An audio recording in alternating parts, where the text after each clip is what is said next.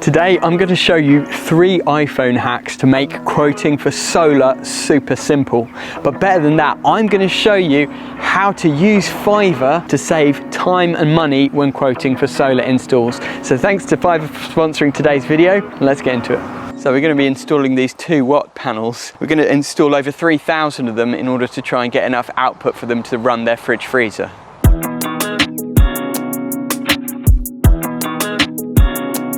As a business owner, I'm always looking for ways to save time and money, to make my business more efficient, get more done in less time. Quoting is something that takes a lot of my time, and doing designs for solar takes a lot of time too. So how can I use Fiverr and other tools to leverage and make the best use of my time? First of all, I'm going to show you 3 iPhone tips that are going to help save a massive amount of time when doing the solar survey. But I've also used Fiverr in the past to source freelancers for things like website design, logo design. I didn't realize that there are solar designers on there as well. So what I'm going to do today, make sure you stay to the end of the video, I'm going to show you how I use Fiverr to source some solar designers to cut my quoting time in half and to enable me to get more solar quotes done in less time. So the customers called us here because they want us to install solar photovoltaic panels on their garage roof here. The reason why they want it on the garage is because it's a nice open space and because of the direction that it faces. So if we go in the direction of the roof, it's south-southwest, which is great. It means you've got the sun rising in the east, setting in the west, and that roof is going to have a lot of sunshine on it throughout a lot of the day. In general, you want a south-facing roof or southeast, southwest to get the maximum sun exposure throughout the day, the maximum irradiance, as we call it, which will give you the maximum solar output. So in order to know how many panels we can fit on the roof, we actually have to take some measurements. Now, the easiest way to do that is to do it on Google Earth. So let me show you that. So if you go on Google Earth and you use the measuring tool, you can select a point. So I'd usually select the corner of the roof and measure the gutter line first. You click add point, and then you can literally just drag it along and get a measurement. So we've got about 12.7 meters, according to Google Earth, is the length of the gutter line. So that's good. We'll write that down on our notes. And then we can do another measurement, which is from the gutter line to the apex. We'll measure up to the apex of the roof, and it's just over 4 meters. Now, bearing in mind that this is a top-down view almost, that measurement might not be exactly accurate, but we can check it by doing measurements here on site. So our next hack is to use the iPhone measuring tool to actually do the measurements for you. So in the measuring app, point the camera to one end of the gutter line, click the plus icon, and then walk along and measure the whole length of the gutter line. And our iPhone is telling us we've got 12.82 meters from one end of the gutter to the other. Now, let's double check that and see how accurate it is by going old school and using a tape measure.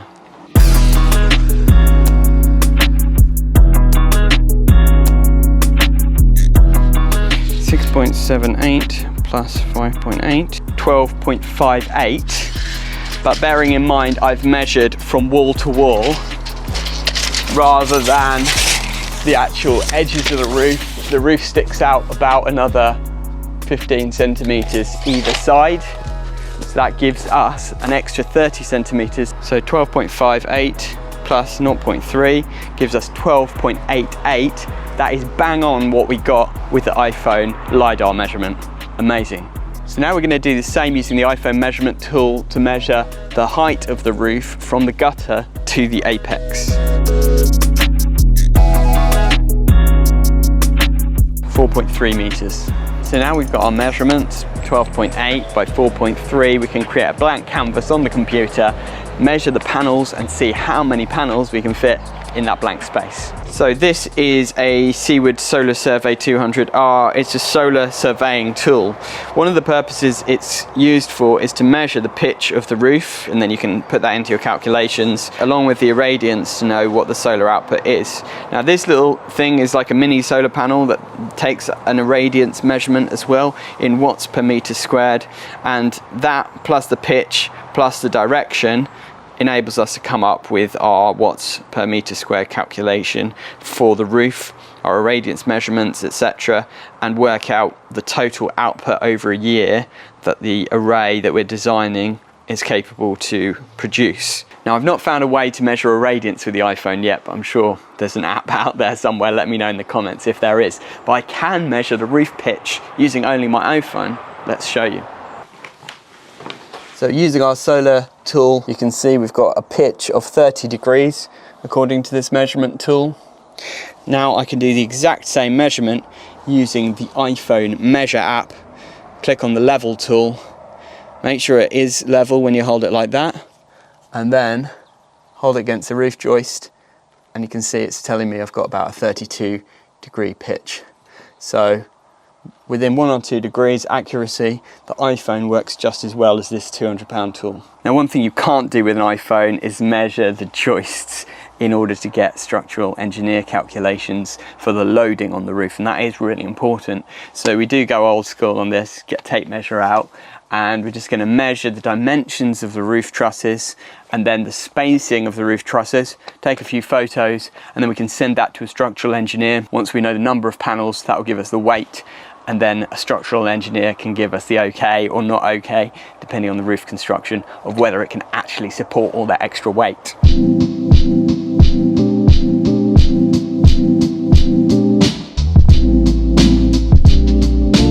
Now, to do an actual quote for a solar PV system, it's not just about measuring the roof and seeing how many panels you can fit. You need to know whether the existing electrical system is actually ready to take solar. And that means doing a few safety checks, seeing if there are spare circuits. For example, is there even power in this garage? Well, up here we've got a consumer unit, and there is a feed from this consumer unit to the house. There's something dodgy about it, so let me show you. So this is our viewer's favourite moment of the video where we do neat or not neat.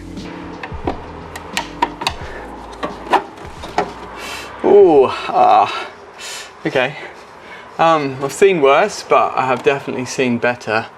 So it's new wiring, it's a little bit of a spaghetti junction, but yeah, definitely seen worse. I'm just surprised at how many circuits there actually are for such a fairly standard sized garage. So first things to note in terms of the solar survey, there's no spare ways in this consumer unit. It does have a type AC RCD, and we're not allowed to run things like solar inverters off a type AC RCD, so that's something to note. But also it's fed from a 10mm SWA, steel wire armoured cable, from the house, and we need to check whether it's actually protected properly at the other end. So let's go and have a look. So this is the house consumer unit, and this is where the meter is, and the main incoming cutout fuse. So the customers just had the fuse upgraded from 60 to 80 amps, which has increased their overall house supply capacity, which is great, especially if they want to get an EV charger, which is going to be part of the package that we're installing for them.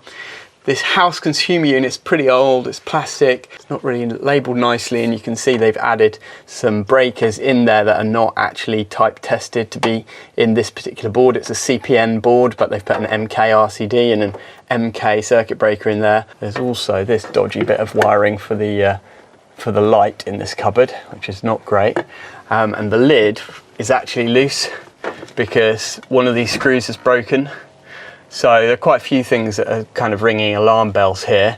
We'll take the cover off and see what it looks like inside, but I'm definitely edging towards recommending an electrical inspection on this property just to check that everything is up to scratch. So you can see here, it is a bit of a hodgepodge inside. I mean, it's a very tight cupboard. It's not ideal in terms of access. The 10mm cable that goes out to the garage is actually just dobbed into the top of the main switch here. So it doesn't have any overcurrent protection at all, apart from the 80 amp main supplier's cutout fuse. That should be on its own what we call switch fuse, which is a fuse that protects that individual cable, but it's not. So that is really quite unsafe, and we will have to recommend that the customer gets a proper switch fuse put in to protect that cable. Let me know if any of you guys want to volunteer to change this consumer unit. It'd be a nightmare being in such a tight cupboard and in such a high position. It's going to be one of those back-breaking board changes, I can imagine. So we do a quick check on the main bonding for the water and any other incoming services. This one is bonded, it looks like it's been done pretty well, so that's good. So what we're thinking, move the consumer unit down to here, a nice easy to access location, obviously shift this stuff, extend the cables down in some trunking, and then that gives us space to put a switch fuse up here for the armoured cable going to garage, so everything's kind of up to scratch. Also, we're going to need to get a data cable over to the garage for the CT clamp, which needs to clamp around the main tail into the property so that we know whether we're importing or exporting and how much power the house is using. The solar edge system that we'll specify will need that CT clamp, so data cable route from here to the garage is something we need to think about, but there is an internet connection in the garage already to connect the solar edge system to, which is great. The other thing we need to know about is the location of the inverter and batteries. So really you need a nice blank wall somewhere that's open and easy to access and maintain, and the customer said that he can move this stuff out the way and that we could put the inverter and batteries on here, so that would be ideal because it's quite close to the consumer unit, and it just means running a couple of cables from the consumer unit to the inverter and battery and then mounting them all on the wall. Then we'll need an internet connection over to here.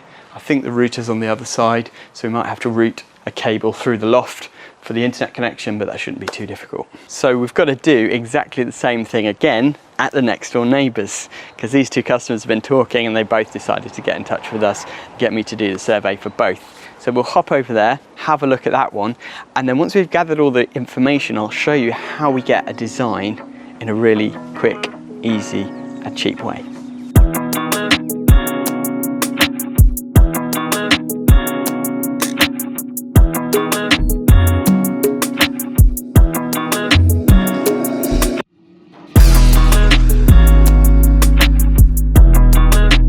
So we've got all our kind of measurements and stuff. Now what we need to do is gather that data and turn it into a design. Let me show you how we do that. I choose to use freelancers to do the designs for me, and that takes us nicely to today's video sponsor, which is Fiverr. Fiverr is an online platform where you can hire freelancers for all kinds of different things for your business, from designing a new logo to doing content creation, even to designing solar PV systems. So let's jump on Fiverr and we'll do a little competition and send this design out to 4 designers and see what they come back with and see whose design is best. So you go onto the homepage and you can see that through Fiverr you can find somebody for pretty much everything. But for us, quite a niche, can we find a solar PV designer? Let me show you. So if I type solar edge, I can find straight away there's 2 people up here who say they can design our solar PV system with the Solar Edge design tool. So if I click on this one, for example, have a little look at his profile. So you can see there he's got 14 5-star reviews, which is great. His basic hourly rate is £4.46, which is fantastic, much cheaper than my time would be to do all of that. And you can see there he's certified as a Solar Edge designer, and you can see some of the previous projects that he's done, so seems to know what he's doing. So what we'll do is we'll shortlist him, but we're going to shortlist 4 or 5, and then we're going to send the project details out to them and see what they come back with. So we'll cut to a week from now and I'll show you what comes back. So here we are a week later, and I'm sure you're curious to see what our Fiverr designers have come up with.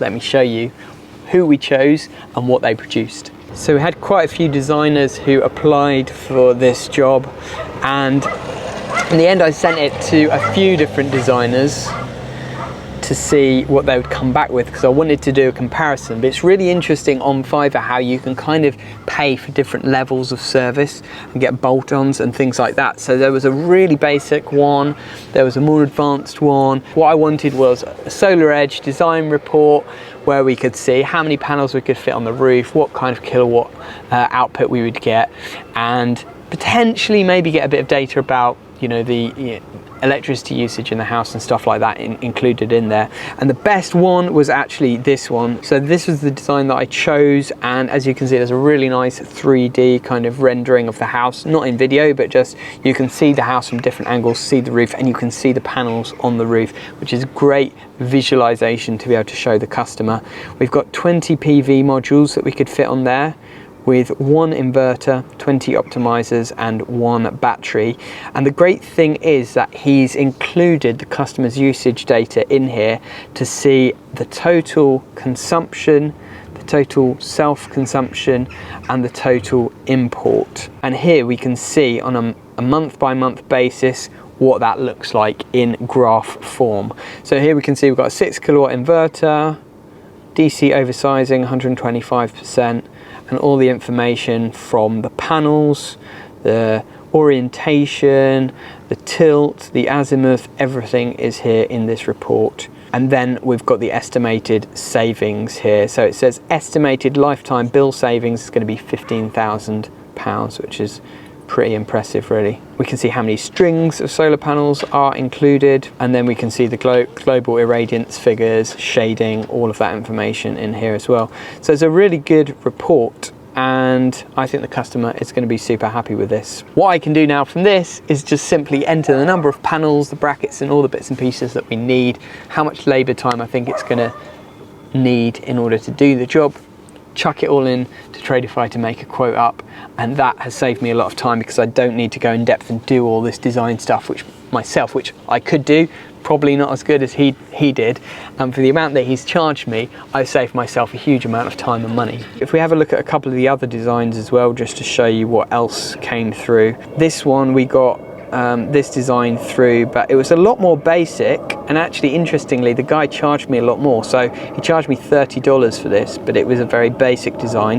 The other guy only charged me $10 and it was a much more in-depth design. So they've come up with the same number of panels at the end of the day, but you can just see there's not as much finesse on this particular design, and they've not taken into consideration all the usage data like the other one did. So it's a lot more basic design here, but it's exactly the same, 20 panels, 1 battery, and the output is pretty much the same inverter, etc. So as you can see, using a service like Fiverr to get freelancers can really help you to leverage your time to focus on the things that are most important, and outsource stuff like solar design or logo design or web design, anything that takes skills that you either have but don't have the time to do, or maybe even skills that you don't have, to find somebody who's got those skills. Fiverr has definitely helped my business a lot on this project, and it could help you too. I'm happy to say that there is a 10% discount off your first project with Fiverr if you use our special discount code Artisan Electrics. So I hope that will be helpful to you guys, and there is a link in the description where you can find out more. But either way, I hope you've enjoyed this video. Thank you so much for watching. Why not grab a cup of tea and stay for a few more videos? We've got loads of solar projects that we've filmed over the last year or so, and I think you might enjoy some of those videos too. So why not stay and watch one of the videos that pops up after this? But either way, thanks for watching and have a great day.